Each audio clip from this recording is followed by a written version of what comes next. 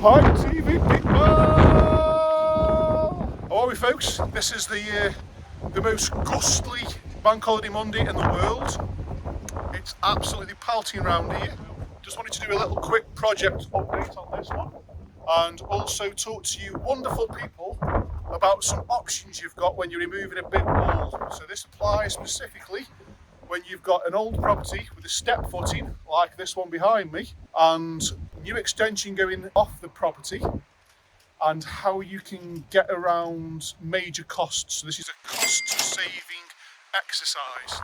So we've had quite a few issues with regards to the weather. It's not been a fantastic time. We've got quite a bit of frost and we've had some rain. However, it's come out a little bit now. It's calmed down a bit, so we started to get it. So roughly where my finger is there is going to be a doorway. So we've got a window there. So as you can see, to make it symmetrical, we've built a window in here. And the same above, there will be window there and a window here. We've got the brickwork up to here, up to so far, which is sill height. So you can see underneath my finger there, there's a sill. So that's to match in course with that sill. So we're going to make this look completely and utterly symmetrical. We've been obviously having to use reclaimed bricks that we've done from behind. So we've actually taken them down. So there's another bit of a tip for you folks. If you are wanting to match into existing, if you are doing any sort of modifications, it's always best to try and be a bit thoughtful and think about if you do need those bricks, and the bricks that you're taking out of somewhere else on the property, save them. You may end up needing them, because to buy them to the same is going to be nearby impossible. Moving on, so this is the side of this two-storey extension. So you see we've got a window behind me there, we've got a window here, so we're up to the first chamber, or the first lift as we call it, so we're halfway up, so we're almost ready for putting joists on the inside now. Looking at the back of the property, we've got some church windows that have been built in here, so tall, thin windows. We've got a window there from the proposed kitchen to take on the views of this overgrown field. So we are up almost to the lintel height, or to steel height. So steel, this steel here is going to be the steel above the bifold doors. So the doors that go from there, tickle tickle, all the way along to there, to some of this brickwork. So obviously if you think about that, we've got some brickwork to go on top. So we've got a steel to go from there to there, which is actually 6 metres. As you can see, it's a great big bugger. And what we actually do, this is by the structural engineer's design, so if anybody else is doing this at home, might be one for you to watch if you're thinking about it. How do they support the brickwork above those big bifold doors? Because they are such a big span. How does it stop it from dipping with the weight? This here is the bottom piece. So the bifold would be across, the top of the bifold would be on here. So this steel isn't in the right position. This is here like a C-section, and then it's got a plate welded to it. So the idea is that we were building bricks off here. So you'll only see this piece, so it's a 6mm plate.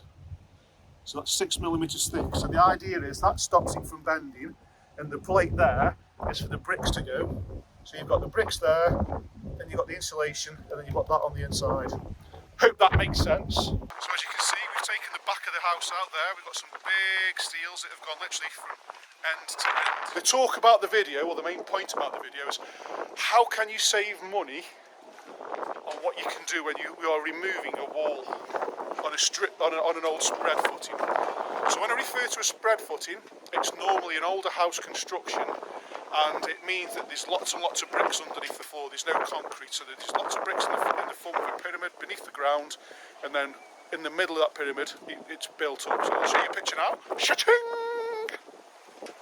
So that's a traditional spread footing. So if you have got an instance like this, whereby, so you've got the existing house here, have a look behind me.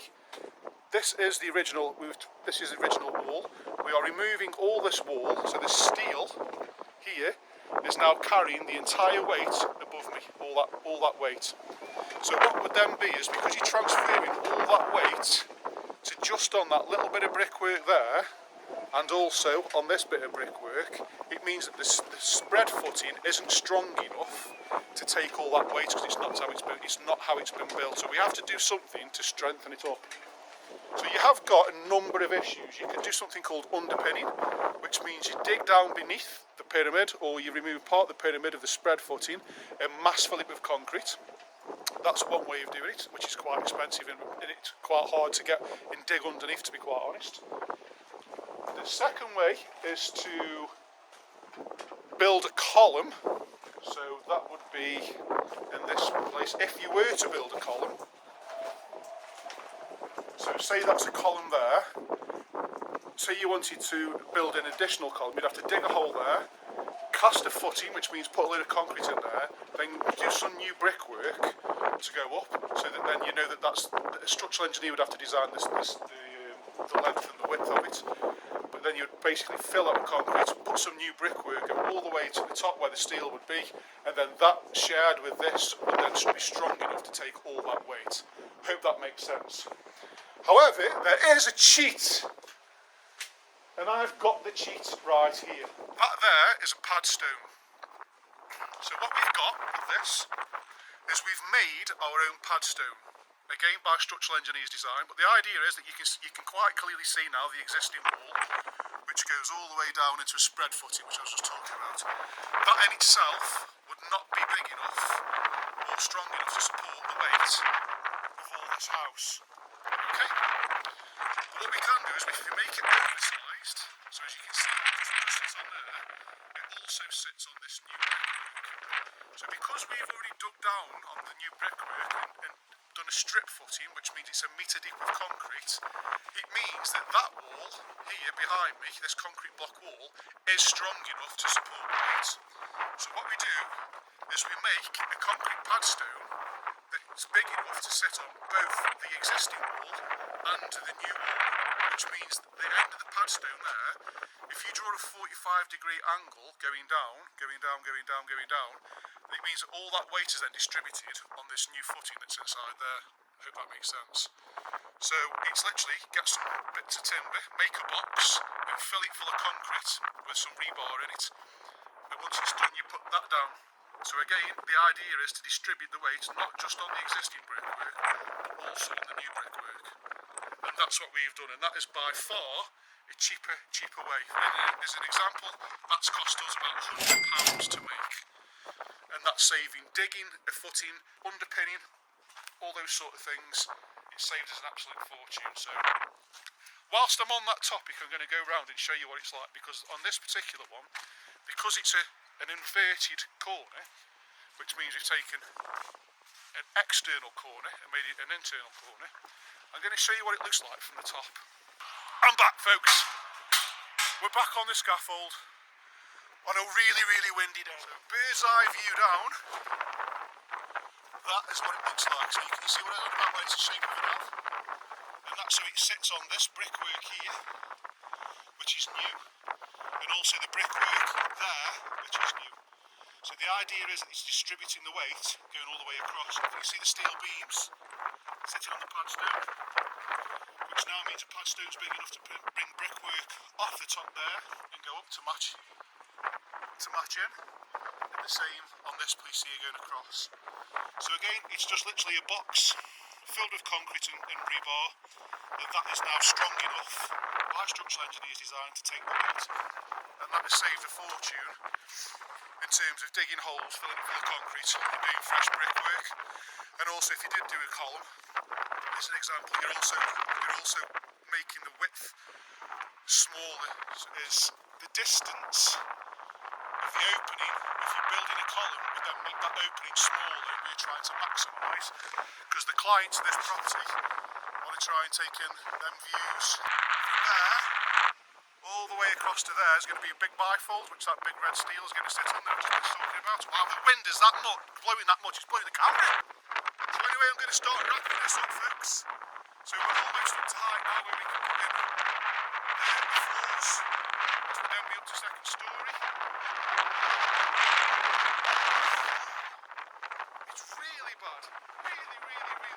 Oh, that's better. There's going to be a utility room as per the drawings. We've started to do the brickwork up there. That's going to be a downstairs toilet. So we can see we've got a drain point there, a drain point there, one for the toilet and one for the sink. Moving on into here. So this here is going to be where the stairs are. So the stairs are going to come from above my head and come all the way down to here, but obviously we've had to remove them.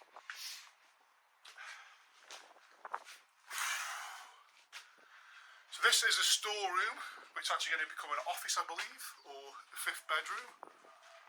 So there's not much to see here. The brickwork's up, we're just going to fill in the joist at the top there, but we haven't done that because we can't get access up here yet. And then we've got a nice big corridor there, so that's going to be cut out, that's going to become the front door. And then through here into this room, this is going to become a living room. So again, quite a good size this is. Another little, I wouldn't say it's a tip, but a little bit of advice for anybody. If you have got existing brickwork and you are building a wall underneath it and the wall is a 9-inch wall, which means there's no cavity, recommend doing a bally flat block wall, which means you get a concrete block. It's the same width there, from there to there. It's the same width with 2 bricks together, and build it all out of that. And the reason is, it's really, obviously it's very, very strong. So we've built all this up now because it's carrying the weight of the house, so it makes it and ties it really, really strong. We've just got to finish off some bits here, but it's not been done there because we've got to put a couple of lintels on the inside. But little tip for you there, bally flat wall, really, really strong, and it ties in really nicely with a 9-inch wall above or to the side, if that's what you are choosing to do, folks. And then back into here, which is going to be the kitchen stroke open plan sort of living room space, which is the big room. And this is the bit I was talking to you before. So when I was on the scaffold, if you did hear me, when I was saying if you want to save some money and do a padstone trick there like we have, what you could do is if you were going to build a column, what I was saying is that's additional space that you'd be taking up there, which means you're closing down that space, and obviously the idea is to try and give as much space as possible. So that's what else I was on about. So it's a lot cheaper to build your own padstone than it is to either dig down underneath the existing brickwork and fill it full of concrete, which is called underpinning, or to dig a hole next to it and fill it full of concrete and then build an additional pillar. That's obviously still got cost with regards to time and labour and money and materials, but then you are also closing this down, so you might have to build a pillar where this line is here, which means the distance there, your window for the view of the back is smaller. So really good tip is building your own padstone, folks. And that's pretty much it for this video. We are going for it.